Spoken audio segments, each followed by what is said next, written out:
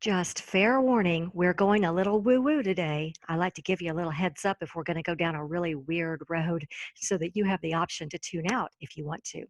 But sometimes I get a lot of questions in one particular area, and so it causes me to address it. And one of the common questions I get is, why can't I shake these negative thoughts?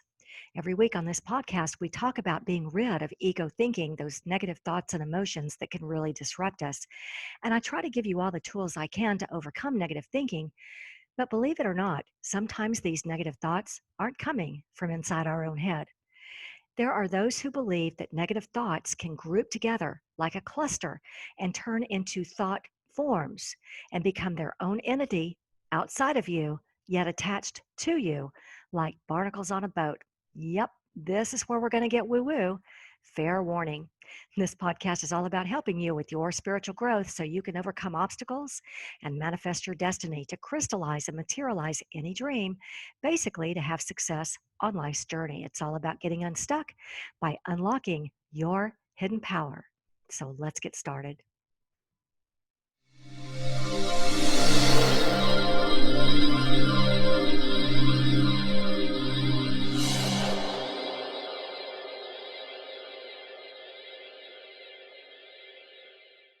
Hi there and welcome. My name is Remy, like Do Re Mi. I'm a best-selling author and creator of the Get Unstuck Revolution.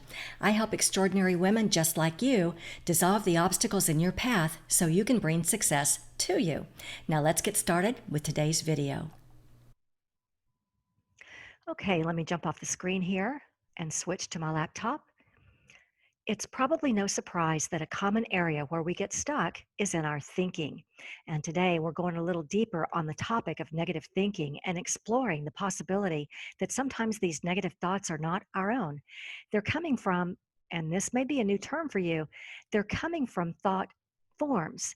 These are separate entities, like separate organisms that can attach to us, much like what we see in the ocean, where marine life will attach to each other and create connections that they often depend on for survival. And we'll talk more about that here in just a minute, because survival, it isn't the same as success, especially not if there's a negative force that's leeching success away from us. If you'd like to see success in full abundance along life's journey, and if you're wanting to tap into a greater knowingness and align with the higher consciousness of your infinite self, instead of the lower ego thinking and negative thought forms that push success away, then this is for you.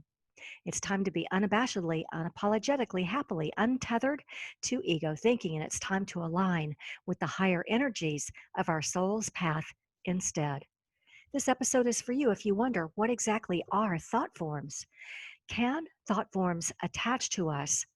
And are thought forms our own, or do they belong to someone else? Yes, these episodes are about how to find your hidden power when you want to transform any kind of a challenge into a success. I like to call it the audacity of alchemy. Because when we're feeling stuck, it's never the situation that has us stuck. It's our energy, our thoughts that become stuck in anxiety, overwhelm, doubts, worries, frustrations, indecision, and even anger. And often this is because of a spiritual injury that we've experienced, some kind of hidden trauma. But as we'll talk about today, sometimes it's because of something else. But either way, it isn't the pain of our situation. It's the pain of not being connected into the natural energy of who we really are, of being connected to that magical part of us that's a creative vibrational being who can use positive energies to create what we want and bring it into physical manifestation. We can allow our manifestations to materialize and not get stuck in the negative thoughts or vibrations that block them. These positive energies that we talk about so much are where we find the magic of alchemy, because our choice of frequency, our choice of those positive thoughts and emotions can change the course of our journey. All right, let's get ready for the woo woo. I've been pretty excited about doing this episode because whenever I approach this topic of thought forms, people get kind of mesmerized at the idea. And that may be because one of the most common questions I get is, why can't I shake these negative thoughts?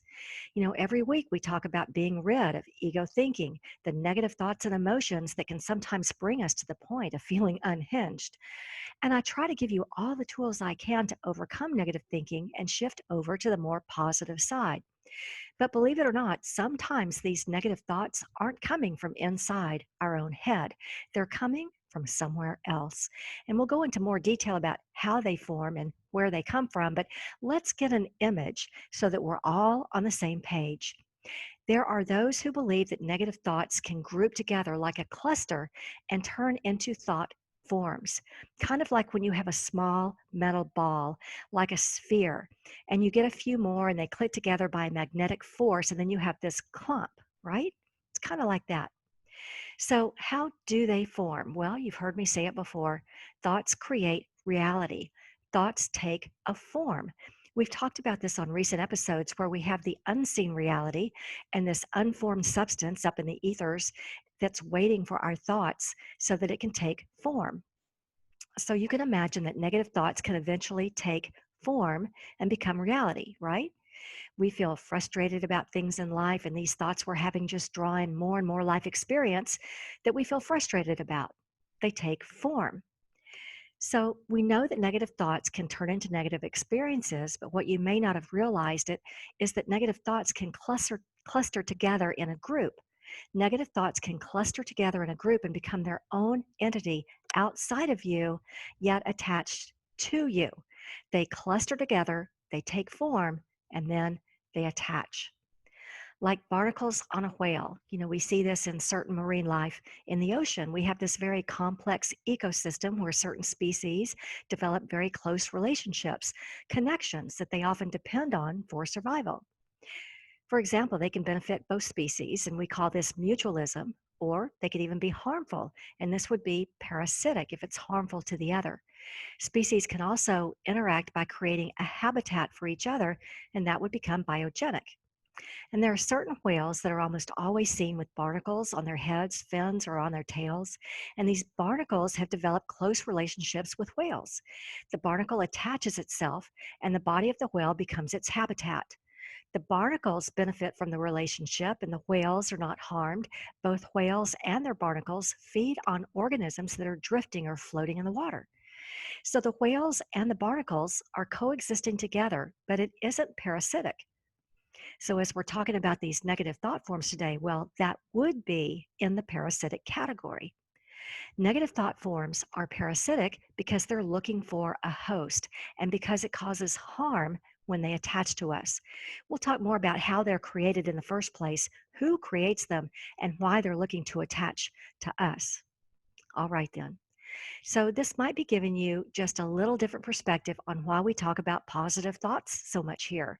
Because in raising our vibration, by choosing thoughts that are in a higher frequency, or as we tune into a higher consciousness, these higher vibrations are what will force these negative thought forms to dissolve and detach.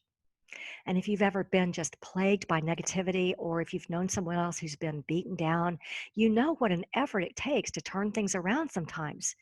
It isn't just a matter of get over it or some quick adjustment into positive thinking. What we're talking about here is really so much bigger than that. Okay, then. It's actually quite common to have energies that are not our own attached to us. And although some attachments can be quite disruptive, spiritual law states that no entity can stay attached against our will. If we feel that there's another energy along for the ride, we simply ask it to go.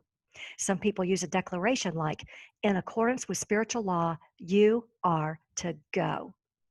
Now, for me, I found it much more effective to simply raise my vibration because these things can't attach if the frequency is high. These entities are looking for a negative host. But before we go there about how to get rid of attachments or keep them away, let's take a look at the different kinds of entities that we might find in our energy field. And there are generally just a couple of types. We have past life entities. This is another soul from the other side, someone that you may know from a past life. There must be some kind of connection or some kind of agreement between you for it to revisit you. What most people report is unfinished business or some kind of karma as the reason why they're attached. And we may see this with the man who got shot in the stomach in a past life, and now he wants to balance karma in this life. In fact, I had a client one time who got a stomach ache every time he hired someone new. And the entity turned out to be an old employee from a past life. Now, at first, he thought this entity was just trying to ruin his life and every single chance to grow his business. Well, maybe yes, maybe no. The point is, it just didn't make any sense to him, which is one of the hallmarks of these attachments. It doesn't make any sense to us. But once he was able to spot it, he could dismantle it. And we'll talk more about how in just a minute. Another possibility may be an agreement made between two souls, like one person says, I don't ever want to do that again. And the past life entity is there to hold our feet to the fire, no matter what our logical, physical world goals are. This happened to someone in a workshop recently, and she said it was uncanny. Every time she found somebody she wanted to date, it was like the entire thing just got blocked. Well, it turned out to be a past life entity who was holding her feet to the fire to never date again. And it just made no sense to her because she wanted to find a really great guy. That was her physical world goal. Well, whatever it is, when we get that feeling that it just doesn't make any sense, it could be because a past life entity is attached. So if you've gone through something similar or know someone who is saying this just doesn't make any sense, or they feel like they're losing their mind, it could be a past life entity trying to get a message through or trying to help resolve some karmic issue. Okay, let's move on to the next type of attachment, and that would be thought forms, specifically negative thought forms. These type of attachments are the most common. In fact, some people believe that we generally have 5 to 10 thought forms attached to us just in our normal course of living. So these thought forms are clusters of thoughts that have been joined together with similar vibrations. They can be seen as similar vibrations of anger or of fear, similar vibrations of hate or extreme confusion, panic, and many of the negative emotions that can be so difficult for us to deal with. The danger of having a negative thought form attached is that we find that the negative emotions keep building and increasing. No matter how we try and counteract them, they just bury us. And yet, the funny thing is, sometimes it seems like these thoughts aren't even our own, and yet we can't seem to shake them. Now, for my own personal biography, I remember one time for about a week, all I could think about was suicide. Now, I knew they weren't my own thoughts, no question, but couldn't figure out where they were coming from. Well, these were thought forms that were trying to attach. And I've got to say, it took quite a long time to get this figured out. But around that time is when I had a past life mother in law figure who would corner me in my master closet and dump heavy emotions all over me until I was begging for mercy. And she would say to me, talk to my son, talk to my son, talk to my son. I seriously thought I was losing my mind.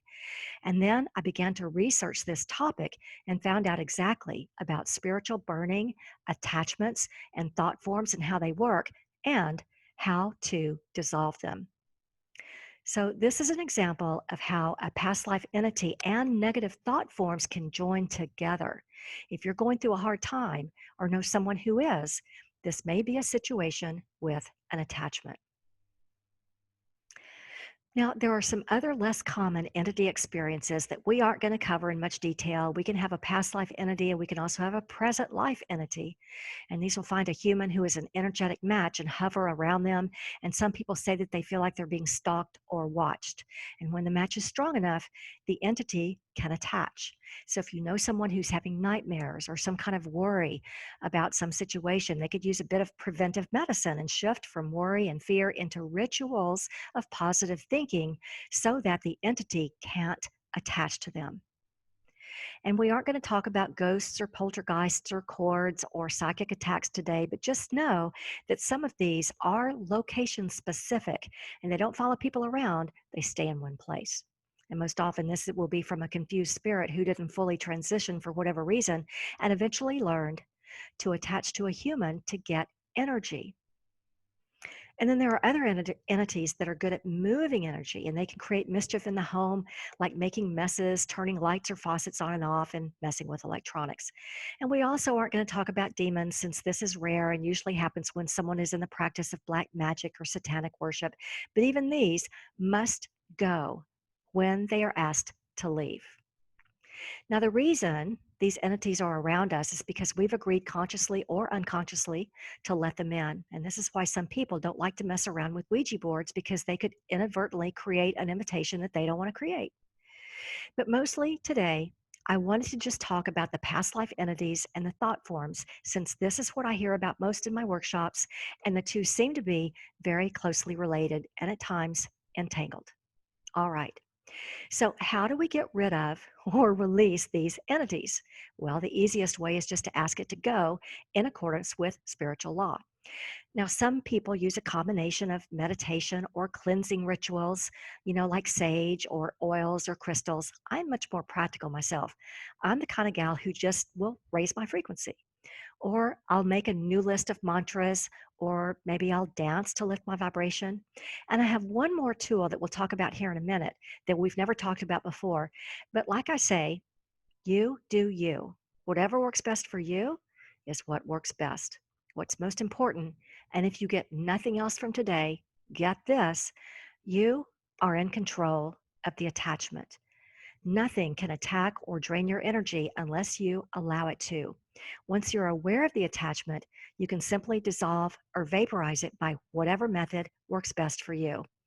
But let's go even simpler than this. You may not need spiritual tools like meditation or crystals. You may not even need practical tools like affirmations or dancing. For some of us, we need only to know the anatomy of what's happening. And it's our consciousness that simply burns these things off in a snap just because we now understand what's happening. So let's look at the anatomy, and I think you're going to find this fascinating. All right. What we've learned so far is that negative thought forms are the most common entities found on people, and most people who are not conscious of their thoughts may have many of these entities attached to them. Like I mentioned earlier, most people have 5 to 10 thought forms attached. That's very common. Others can have up to 15 if they've been in a negative state for a long time. If someone had more than 20, that would mean they're really unhealthy and may have a lot of disease going on emotionally and or physically. Now, let's say that you've had persistent, maybe even obsessive thoughts about your financial situation. Just imagine little thought bubbles over your head. If these negative thoughts are repeated over and over, these thoughts can detach from you and become an independent thought form. These thoughts can detach from you and become an independent thought form. They can take on a new form, an independent organism, like those little magnetic balls that cluster together. So those little magnetic balls cluster together as an independent organism, and then it will reattach itself to you and program you with the very same program that you created it with. So, as an example, we hear about people who won the lottery, then eventually found themselves right back in financial distress, saying, well, I used to be rich. Maybe they had persistent thoughts about poverty before and somehow found their way into a $200 million lottery. Well, did their previous persistent thoughts wait for them to come down from their high and then reattach? If negative thoughts are created over and over again, we're going to constantly be feeding these negative thoughts. We're feeding these thoughts, we're expanding them, and they're growing. And now, when this negative energy gets to a certain size, it will start to clump together and create form. And this is how independent thoughts detach from you, form entities, and then they reattach to you. Amazing, right? And so that's how someone can go from poverty to winning the lottery and right back to poverty. We birth these entities into reality, and then they just attach themselves back to us and start to program us with the same program we created it with. Now, this makes it harder to get out of the loop of negative thoughts because we keep creating food for it. And then we can't get away from negative thought forms as easily because now we're feeding them and they're programming us back at the same time. It's like feeding an addiction. Just consider for a moment someone who's addicted to looking at their phone. In a weird way, this is skating through the brain reward system. Our pleasure centers are activated, and our brains can have a very hard time differentiating between what's pleasure and what's causing us pain. Our thoughts about our phone contribute to this addiction. We become addicted to those thoughts. Make sense? So imagine that just like most people, you've got 5 or so negative thought form entities operating. Maybe one around finances, one around relationships, another one around career, another one around health. It'd be really hard to get yourself out of negative vibration because every area of life is becoming entwined. Or maybe you're in an abusive marriage with a really negative person. It isn't just one thought form only about the marriage. It may not even be your own thoughts. Different thought forms may develop around all the different issues within that one marriage. And before we know it, we want out of the marriage, but we just don't know how to get out of it. And this is huge. So hear me when I say this. If you've ever said, "How did I get here?"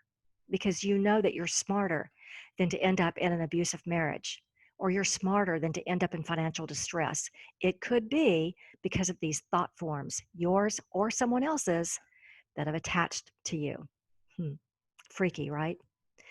Now, these things can take on any shape and form, and if you're the one that's birthed them, then they know you and your shadow aspects very well because this is where they like to hang out. They'll hang out in our shadow and start to use our weaknesses and blind spots and trigger us to create certain emotions and thoughts that will then feed them. Our emotions and our thoughts will feed them. But if they aren't being fed with the same energy or vibration, if it's no longer a match, it'll go on and find some other person that holds a similar program or vibration and attach to them. So, this is why I wanted to give you a little bit of anatomy because we can shake these things off by changing our vibrational state. Sometimes we do this with intention, and sometimes this happens when life suddenly brings us something really good. Maybe we fall in love, or we get a dream job, or the song we wrote suddenly goes viral on YouTube. Something happens to change our vibration, and that can quickly, instantly burn these things right off of us. So let's just say, for example, someone's been experiencing a lot of frustration along their journey, and they've created some negative thought forms. And all of a sudden, life turns, and they now connect into a really high frequency, and now they're just loving life. And all of a sudden, they've just thrown off all these thought forms because their vibration is so high and pure that these entities can't stay attached. When this happens, these thought forms, well, they detach, but they hang around just in the environment in case the host energy goes down again. They hang around just to see if they could reattach. Now, if the person stays in that high vibe, then that entity has to go and attach somewhere else. All right. It seems like everything we talk about on this podcast is coming up to a higher frequency or a higher level of consciousness. And I hope you've enjoyed today's topic. Even though it touched on the really very weird, I'm betting it doesn't really surprise you if this is the first you're hearing about thought forms. Now, I'm a huge fan of meditations, but for me, it's challenging to sort through all that's available and find the really good ones. Maybe you've had the same experience. So I'd like to share with you one that I absolutely love. This is by a gal who calls herself the Meditation Queen, and she really wears that title well because her guided meditations are so good. And this one that I'm sharing with you is called Shift into New Earth 5D Consciousness, and I'll link it below. In this meditation, she uses a sacred transmuting flame to burn away negative energy forms. And she guides the listener into an expansion of the light and consciousness of who you really are. I think you're going to love it.